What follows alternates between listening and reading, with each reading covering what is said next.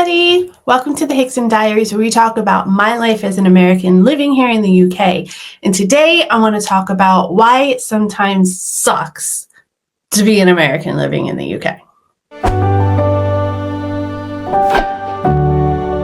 You kind of become the spokesperson for all of America. A question that I often get when people say you're American or notice that I'm American, they want to know my opinion on healthcare, guns, obesity, Trump, tipping, and why we yell so much. Let me just call the 330 million people that I represent.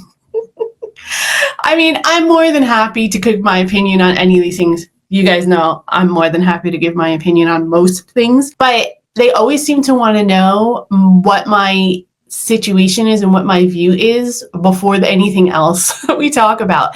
And they always want me to explain why other people don't think rationally or think along the same lines as them or the majority of the world or Britain. I obviously want to defend my fellow Americans because a lot of it has to do with education and propaganda and the political climate. But at the same time, I kind of ask myself that on a regular basis when I'm watching American news, especially lately. So yeah, it's one of those things where you just kind of have to go with it and accept the fact that everyone's going to want to know what your opinions are, and they're going to want to know what your point of view is onto why everyone else is thinks the way they think in America. Number 2, your accent is an icebreaker that you can't turn off. Basically, every conversation with a British person that I meet for the first time goes like this. Hi, how are you? Oh, it's nice to meet you. Oh, you're not from around here. No, I'm not. Canadian or American? Oh, American. Oh, I love New York and I've been to LA. Yeah, I'm not from either of those places. Oh. And then they go on to tell me about how they vacationed here, there, and wherever, and what they did, and how much they liked it, and blah, blah, blah.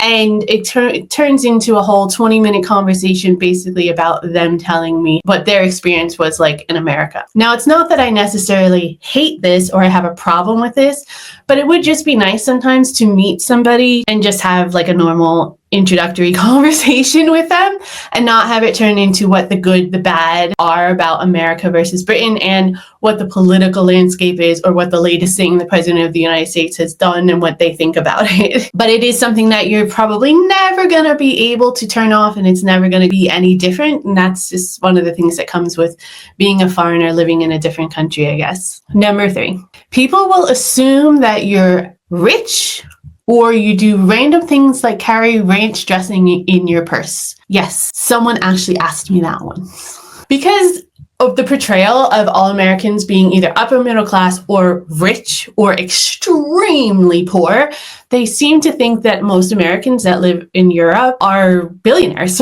or, famous in some way or something like that, which I am neither. And I'm not 100% sure where the addiction to ranch dressing came from. I know it is something that you can't really find that much here in the UK, so maybe that has something to do with it. That was something that took me aback a little bit when someone asked me if I have my own ranch dressing. I don't even like ranch dressing. Number 4, you'll probably never find peanut butter that tastes exactly the same or right again. So you thought you were strong and you were an avid peanut butter lover, and then you got introduced to peanut butter spread. Even the smooth peanut butter here, it's not that it's bad or it tastes bad. It's just a little bit more gritty than most of the peanut butter brands that we're used to in America. And this isn't going to be exclusive to peanut butter either. If you have an American brand or you have an American style of something, even the barbecue sauce, it all tastes a little bit different because the food standards are different here. So you just have to kind of go with it. And I've come to the conclusion after being here a few years that I just go in with the assumption that it's not going to taste anything like it. And that if it does, I just get pleasantly surprised. And I definitely make sure I add that on my list for when I'm craving a little taste of home.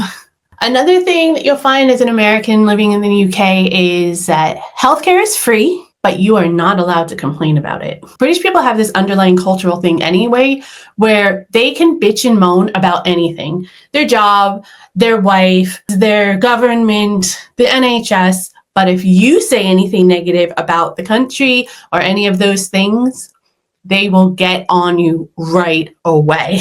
And the thing is about healthcare in the UK is that the NHS really is something special. And even though British people do complain about it and have lots of problems with the current state of it, they understand how lucky they are and how special this system really is. Even though you may be a little bit annoyed that you have to wait a little bit longer for a service, it's not going to cost you anything, and it's definitely not, in most cases, going to detriment your health.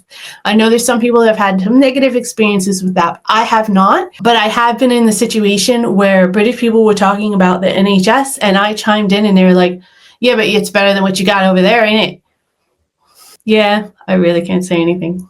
American holidays get treated as if they're some kind of oddity. I get this a lot when it comes to like Thanksgiving. And I get this a lot when it comes to 4th of July or Independence Day. Those are the two biggies. A lot of people really don't understand Thanksgiving and don't understand why it's important.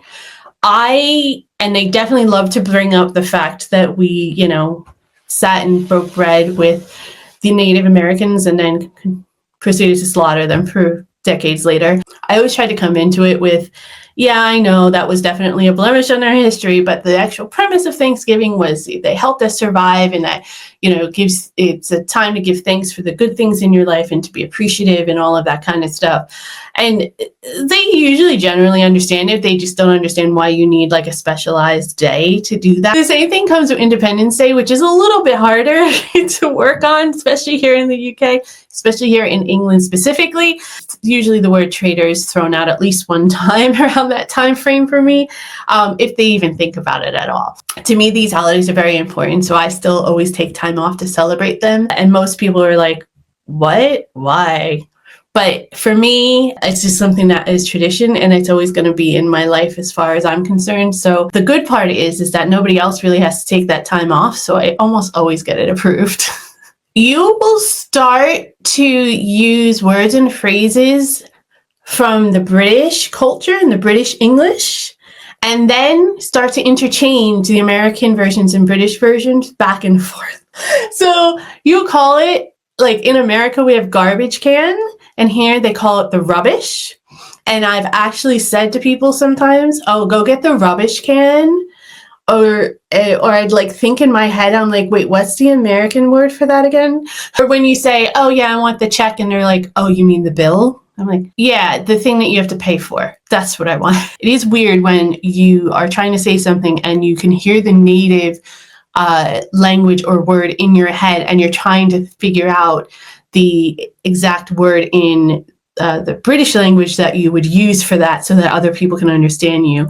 I have always had a respect for people who speak more than one language, but I've definitely expanded that respect like tenfold since I moved here, because I struggle with that, and I speak basically the same language as British people do. I could not imagine if I spoke like Spanish or French or German or anything like that, and I had to try to translate it into English, and you had to go through that in your brain like all the time. That must be exhausting. I'm very, very glad that I don't have to do that, but I do find myself having to translate. Everyone thinks you're loud even when you're not really being loud. I am very conscious of the stereotype that Americans are loud, and I am kind of a loud person anyways, from being on stage, being a cheerleader, that kind of stuff. I always just have a loud voice anyway. But because I'm really conscious of that stereotype, I do try to take it down a notch, especially when I'm in the public. But for some reason, people always think I'm being loud or I'm yelling anyway. I don't really understand that. And it's not like British people aren't loud. There's lots of British people that are very loud. I just found myself consciously, as I'm talking about it, lowering my voice. Because I'm talking about British people talking about me being too loud. So being loud is one of those stereotypes that you're just going to be slapped with no matter what happens. I think I might actually just give up on subduing my volume, since I'm going to be called loud anyway. What's the point? Tipping actually starts becoming a big crisis. I never thought of tipping as being something that would be a stressor.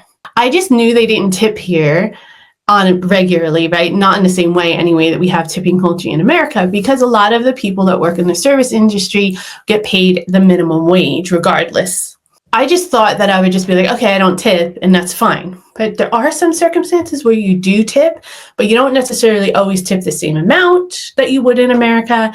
And there's some places that will automatically include the tip in your bill, and there's some places that won't. And I do things like tip my hairdresser. A lot of people are like, oh, you shouldn't be doing that. So I find myself getting anxious sometimes when the bill is dropped at the table, or when I'm in a situation where someone is providing a service for me, because I'm not 100% sure if I should be tipping. I mean, I'm at the stage right now where I'm just tipping anyway when I feel like it's appropriate, because that's just how I am and that's my culture, and it hopefully will help, help them out. Yeah, I get into a lot of conversations with people about tipping, and when we're out, especially in a restaurant, and if there's someone else that can handle that for me, I usually just let them take it on. I really can't take it. Sometimes it's stressful. And the last reason of why it kind of sucks to be an American abroad is you will always crave the crap food. I literally spent like 100 pounds in 1 month from an online store that had all this American food that I really, really wanted because I wanted to make sure it tasted like the American food I would get in America. A lot of the brands and stuff here, they just don't taste the same, as I said earlier, because of the food standards and things like that. So even if it's the same exact brand as you would get in America, it doesn't taste the way it would taste in America. And so you have to order it online in order to get that kind of authenticity. And sometimes I just want a like greasy, gross Wendy's. Or I want something that is kind of supersized, or, some of the sides that they don't offer here that they offer in America, or real, authentic, good pizza. This is something that I struggle with, the pizza thing. I have not been able to find really good pizza here in the UK.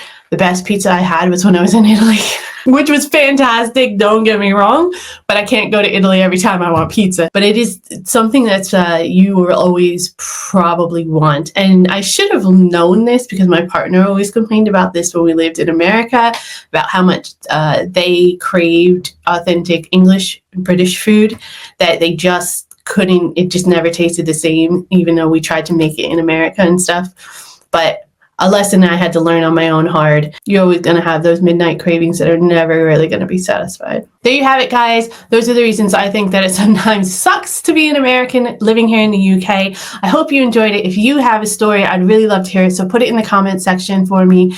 Make sure you hit that like button on your way out. Consider subscribing if you haven't already. And if you do have the means, think about joining us. Every pound of every membership actually goes towards the Royal British Legion to help British veterans and their families. So if you can help out, that would be great. There's more information about that in the description box below. Thanks so much for listening. Stay safe, and I'll see you next time.